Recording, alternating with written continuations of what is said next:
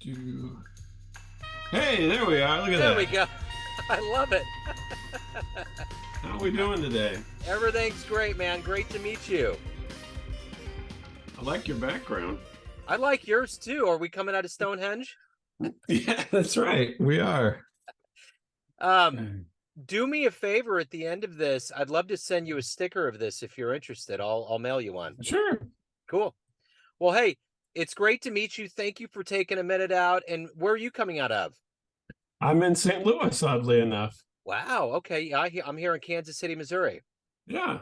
I, Okay. I read a little bit. Are you in Raytown? Is that what it said? I'm actually in Lee Summit, the home of Pat Lee Metheny. Summit. Yeah. Sorry, Lee Summit. Yeah. So, but yeah, no, it's good to be. We're kind of across each other in the state here, so it's great to meet Yeah. you. And before we get into your life and your work, I want to know first and foremost, how did you get through the pandemic? How did you survive that time period, and how has it changed you? That's a great question. There you go.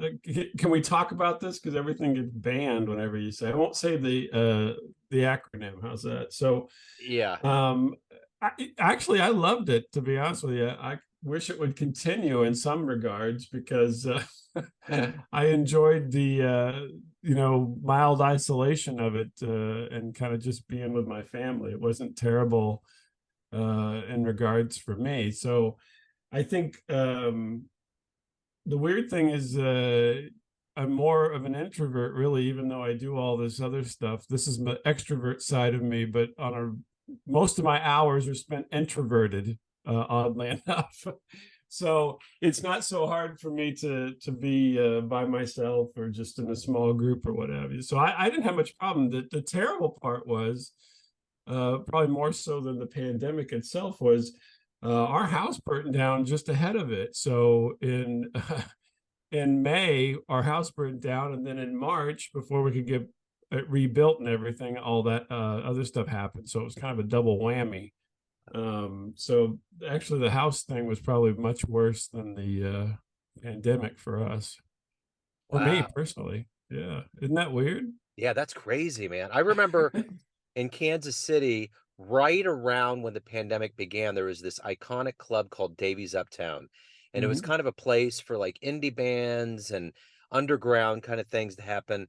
And it caught on fire. And I just remember that time period thinking, man, what a bad time for everything to kind Yeah, of stack up, you know? I mean, and having the kind of a loose connection to Kansas City. My daughter went to UMKC at that time. She's graduated now, but so we would go quite often. And then she actually came and lived with us for a while in our rental house during that time period before we got back into our house after it was rebuilt. And so that was kind of different for her too, because I know in Kansas City a lot of stuff shut down and clubs and bars and restaurants that had a terrible time because then when she went back to school afterwards, it was the landscape had changed. So Yeah, it certainly had. So, Bob, let's get to the heart and soul of what you do for a living. If I put you in front of a bunch of third graders, it's career day. One of the kids looks up and says, "Hey, what do you do for a living?" How do you answer that child? so I work.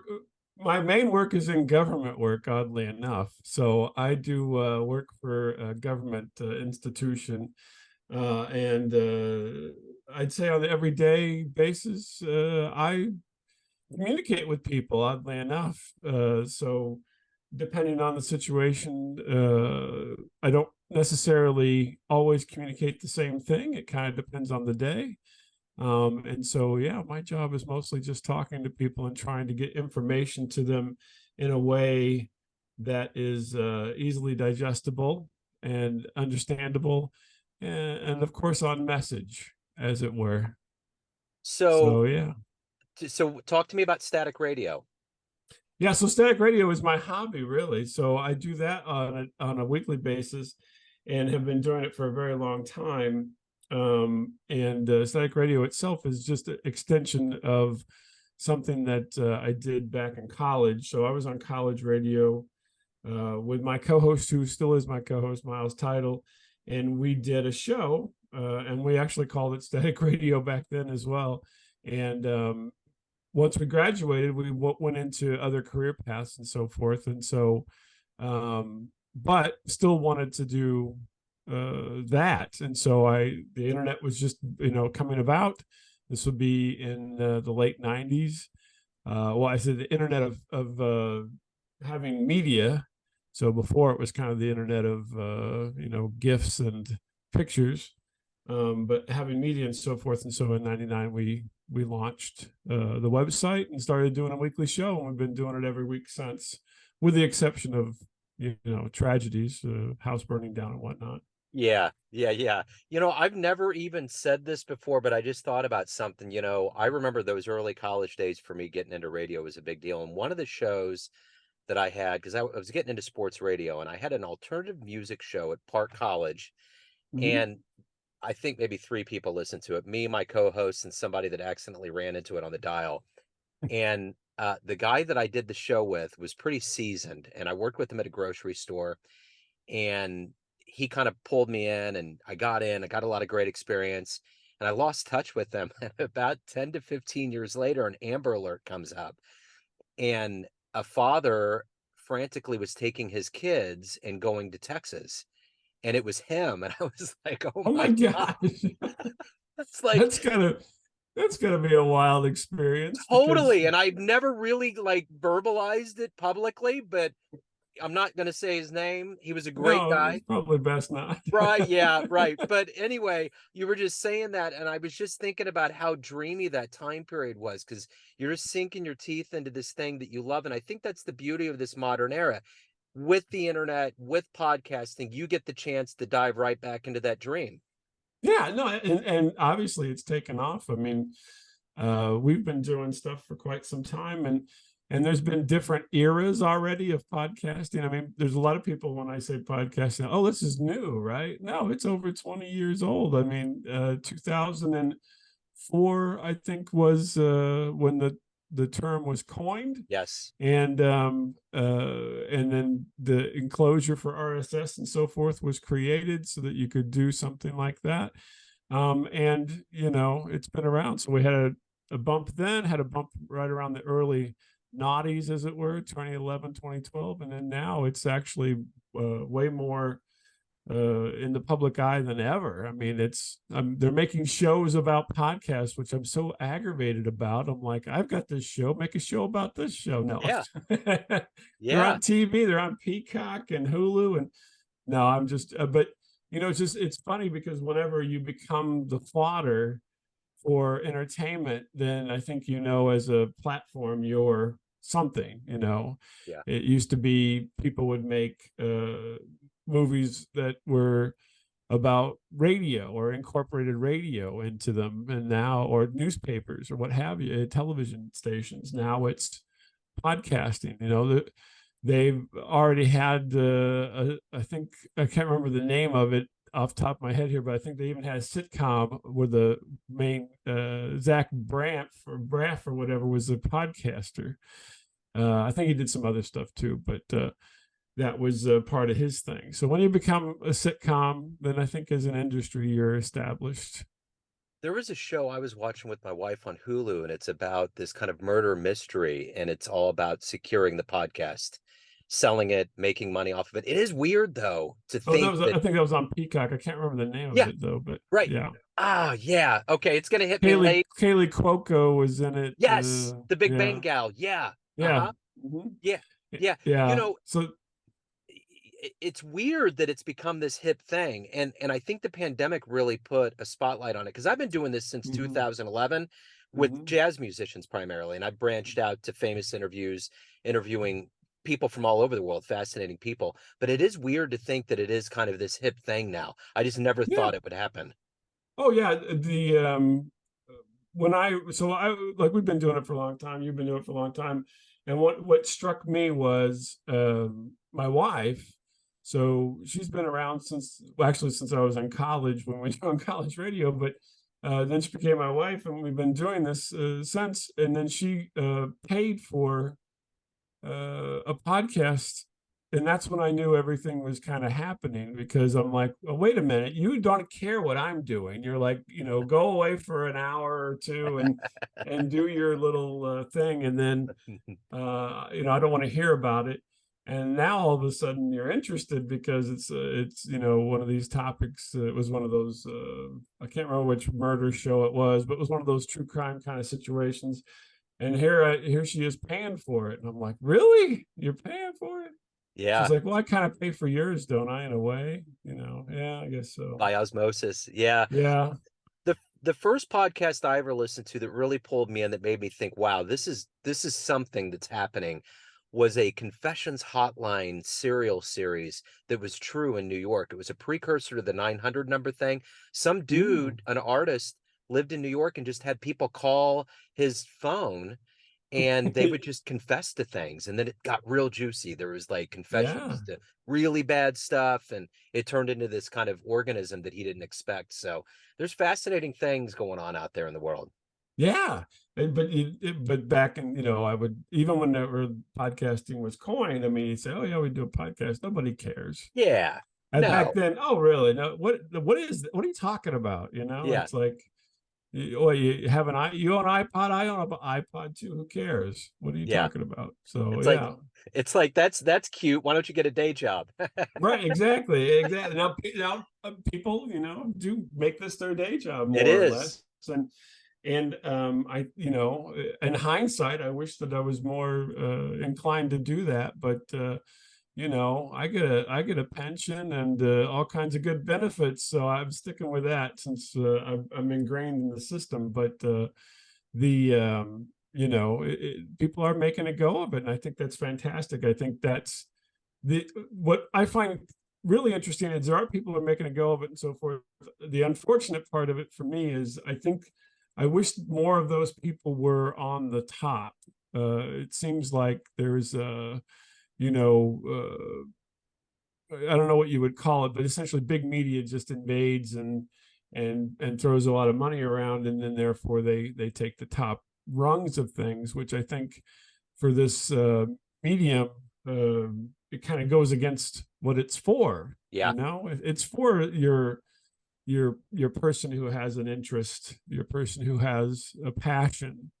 I think more so than big media. They already have outlets, but they can't let it go. So At least we get to live our dream, right? I mean, that's the thing, yeah, you don't yeah. you don't let it go. You incubate on it. I know I got out of radio for a long time. I saw the inside of it, and I was like, yeah, I think I'm okay. And it took me about at least 10, 15 years, and I ran into somebody that had a radio show. His name's John Christopher, one of my best people, best man at my wedding recently. And it's just funny how life happens. You just hold on to that dream, and then you'll get the right moment. Yeah, you'll get something will happen. Yeah, I mean, the I find it incredibly interesting, and that there's so many guesting services now. So there's all these different services where if you want to be a guest, you want to be, have your show get people, and it kind of brings them all together. And that was not, it's only come about recently. Yeah. And I think it's really interesting because then you get to connect with all kinds of different people and their interests and so forth. So I have over the years, we don't dwell on this, or it's not really a regular subject for what we do for our show, but film and popular culture. But it's been an interest of mine, and so I've been able to kind of branch out and do. I've done film reviews for people and talked about pop culture and what's happening now and so forth. And so I think it adds to the outlets for your kind of your interests, so it branches out. You can meet other people with those interests and then interact with them, so it's fascinating.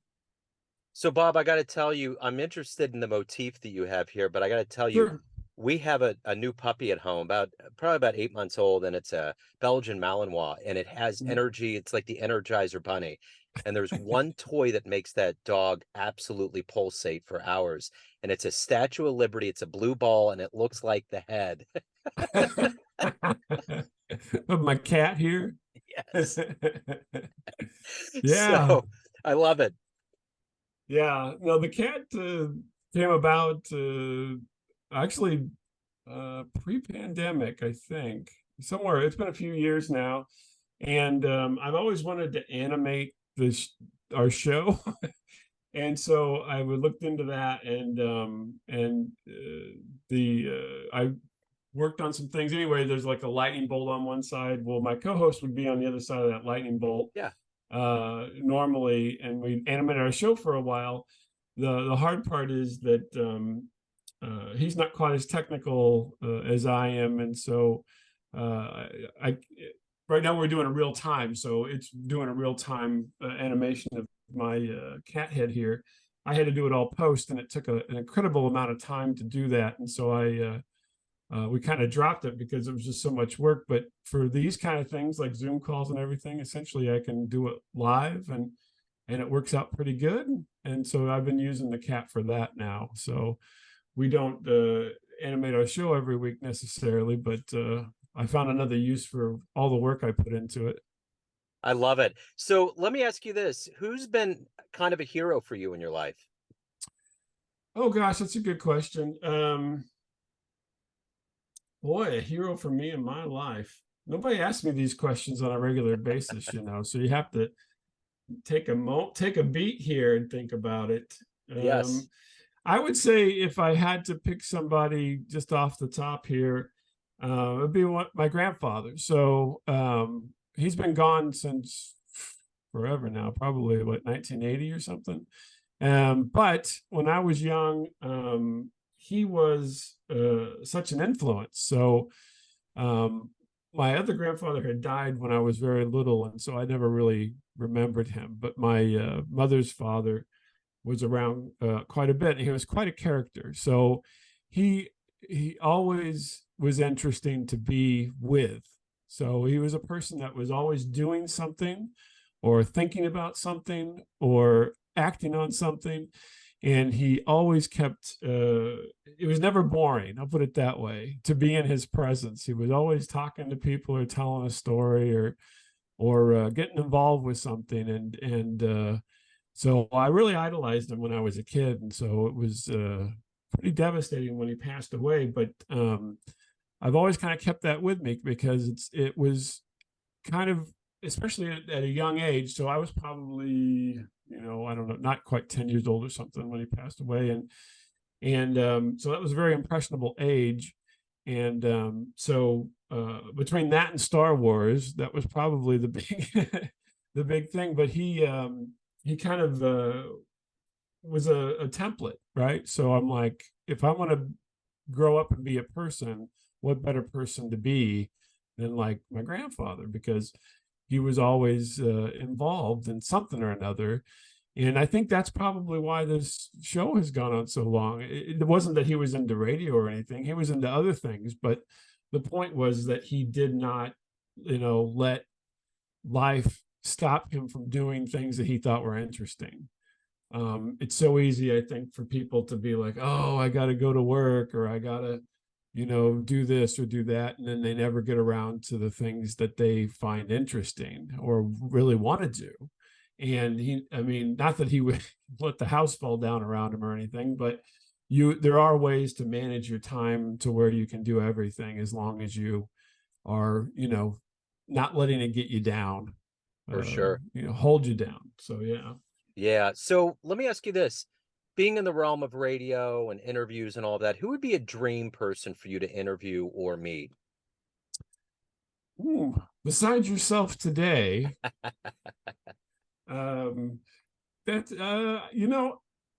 they always say don't shouldn't meet your heroes. I don't know. That's always one of those things where you probably shouldn't meet those celebrities and so forth, because they'll let you down a little bit. Um, I don't know. I always find it interesting to talk to people about the future and about media in general and so forth. Right now, off the top of my head, said Roger Waters would be a good one to talk to. Um, but I don't know. It's a good. I couldn't think of anybody. Hmm. That's a good question. I got an interesting story for you as you ponder that. You know, I'm very well aware of hearing stories about bad encounters with celebrities. When I was Mhm. growing up, I was really into baseball. I mean, I'm in Kansas City, but I love the Mets. My dad was grew up in Long Island, and my favorite player was Dwight Gooden. And I remember writing my first journalistic foray was writing a letter to the Kansas City Star about Dwight Gooden, about forgiving him and moving on. And Mhm. I've always loved him. He's just been one of my favorite guys, thick and thin. And I watched the 30 for 30 last year about the Mets. My wife got me a jersey of Dwight Gooden signed last Christmas in his bio. I hadn't thought about him for years. And then all of a sudden, here about a month ago, he's coming through the Negro Leagues Museum and he's going to be inducted into something called the Hall of Game.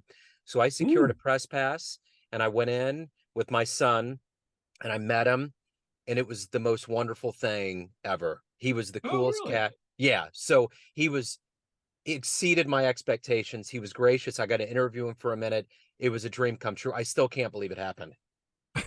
That's great. That's fantastic. So anyway, just to add a little bit of anti-fire to the moxie of not meeting your heroes, there you go. Okay. Well, that's great though. I'm glad that it worked out. You always worry. I mean, that's one Yeah, of those things where, obviously you shouldn't let it stop you, but it's one of those things where well, what if they're not what I hope that they'll be? true. And then you feel let down, or you feel like, well, I wasted a lot of time on that one. Yep. But maybe that's just part of the deal. It could be, yeah. And I guess for me, at the end of the day, of all of the things about it that were layered and wondrous, is that I picked a really good human being to admire. Yeah. And you were able to see through the hype, as it were. Yeah, for Because sure. a lot of that is just shaped by the media, more than shaped by the person themselves, and you buy into it. Yeah. I'll say Dick Cavett. How's that? You Oh ever remember yeah. Dick Cavett? Dick Cavett would be great. Yeah, I dig it. I was just thinking, Dick Cavett. He probably couldn't let me down because I think he's a bit pompous, but I bet you that it would be a fantastic conversation. Yeah, it would be. It really would be. So let me ask you this. What is the motivation for you every day to get up out of bed, to do your show, to do the work that you do? What is that? So I think for me, most of the time, my motivation is mostly my family. So it sounds so cliched and everything, but I have two kids and I love them dearly and want to do for them, right? So I think there's a tipping point. You said you had a son. So Yes. there's a tipping point in your life where I think you're kind of selfish and you kind of do things for yourself quite a bit.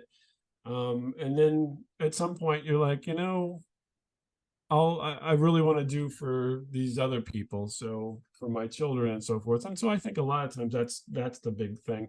I mean, obviously I take time for myself. This is a very selfish thing to do, to be on these shows and do shows and so forth. But on a day-to-day basis, I would say that's probably my one of my main motivators is just to do uh be there for them, do stuff for them, and make sure I'm available to whenever they encounter their own problems and issues, and even though you don't want to enable them necessarily, I think you should be there for if they have questions or need advice, and do what you can. Hopefully you have good advice. I mean, you never know. Yeah. Yeah. It can be a slippery slope. Being a parent's a Yeah. hard thing to do. So, what has been some of the best feedback that you've ever gotten from your show? One of the best fan letters?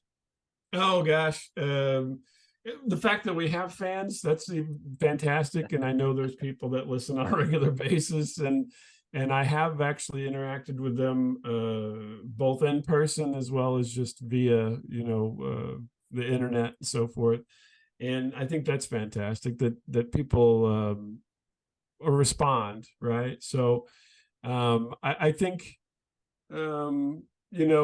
we've had so many over the years, just different little weird things happen.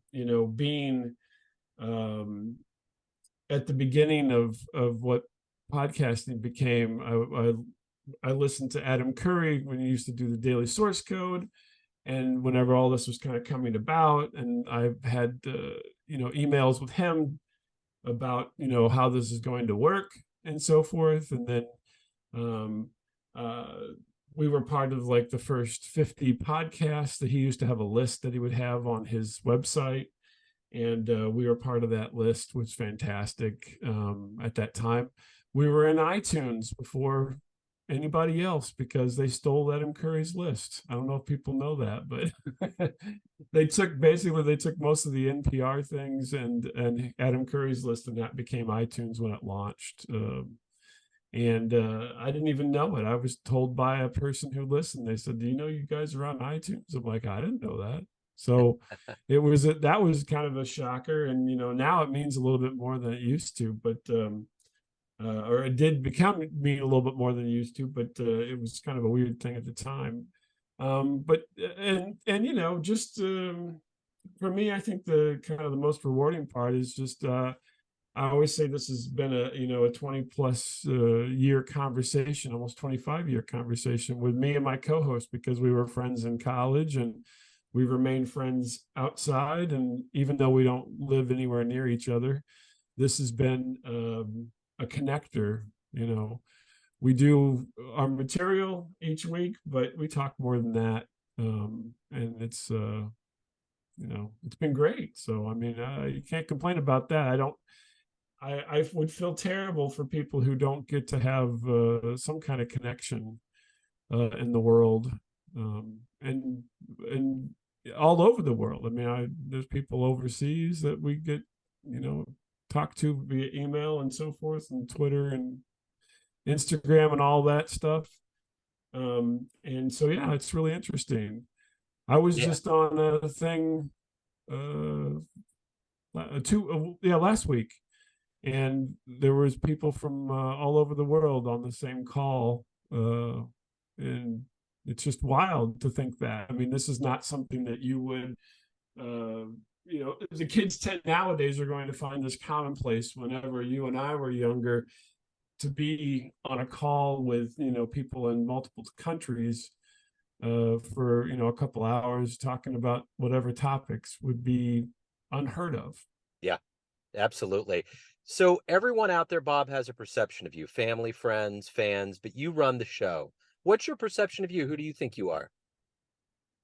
Oh gosh, I was I always joke. I say, that I'm always famous. I've always been famous, even though people didn't know I was famous. That was always my bit. But for me, I don't know. I'm just an average person with maybe some strong interests who doesn't mind talking about them. I get along. I get along basically whether I'm in a crowd or I'm by myself. And so I think that I've been lucky in that regard, because I think so many people have a hard time being themselves, and they can't cope with being themselves. And I'm like, that's just such a terrible affliction for people to have, because Yeah, you kind of, if you can't love yourself, then what are you doing? So for sure. but yeah, the weird I'm always irony is a big thing in my life, so I'm always ironic. I'm an introvert but an extrovert, and the irony of all that comes with it. I love it, man. So static radio, it's all on all platforms. Anything else about you and your world? Where can people go? So yeah, staticradio.com is the website. You can find stuff there. Static Radio typically is the moniker for any of the social networks that you want to go to. And my apologies always to Static Radio New Jersey, which is a band. We came up about the same time, and unfortunately, I grabbed a lot of those before they did. And so they're Static Radio NJ, in case anybody wants to find them. But yeah, that's where you find it. And I mean, there's done all kinds of stuff over the years, not just comedy audio, as it were. But anybody wants to stop by and say hi, take the time. We'd love to talk to you. I love it, Bob. This has been wonderful, man. I love cats. I'm a cat guy, so the fact that I got to talk to a blue cat, and I'm quirky at heart, so this whole thing's worked perfectly for my vibe. Fantastic. Yeah, and best of luck, best of success for everything. And I hope you get to meet somebody else you like other than just the one Met. So Yeah. maybe there'll be more that come to town. I mean, Kansas City is, you know, it's a destination. If people haven't been there, they're missing out completely. As Edie once said, she's just shooting rainbows at the star, shooting rubber bands at the stars. So I'm going to keep doing it myself. There you go. Thank you, sir. Fantastic. Bob, best of luck with everything, man. Yeah, you too. Take care. Till next time.